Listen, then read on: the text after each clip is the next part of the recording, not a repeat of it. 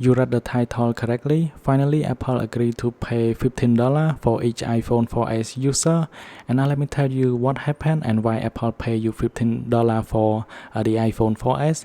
So this happened back in 2015, but I'm gonna go all the way back to 2011. In 2011, Apple introduced the new iPhone. It is the iPhone 4S.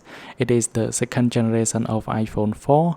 And it gives you more improvement and more changes, but in terms of software for iPhone 4S, it came with iOS 5.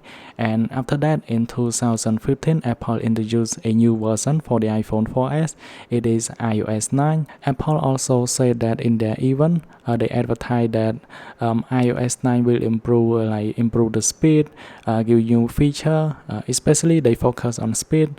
The iPhone 4S will be improved in terms of performance for iOS 9. However, after the user update to iOS 9 on the iPhone 4S, they encounter that it is pretty slow, sometimes it's stuck, and the game isn't stable at all. Like you can see right here, when I try to switch from app to app, open from one to the other, it does not work well.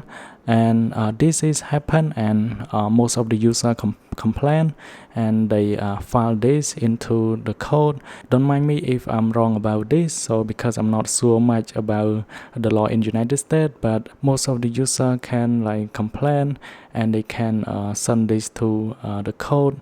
And the law in United States, you cannot slow down your phone. The company cannot slow down the user phone, so that's why most of the user complain about this. And until now, it has been a controversy, but until such an half long year, finally Apple agreed to pay $15 for these issues for each iPhone 4S user, and the total is about $20 million. So if you are living in United States and on the East Coast, you should be able to claim that. And thanks for watching. I hope this update will help you. Then I will see you guys in the next one.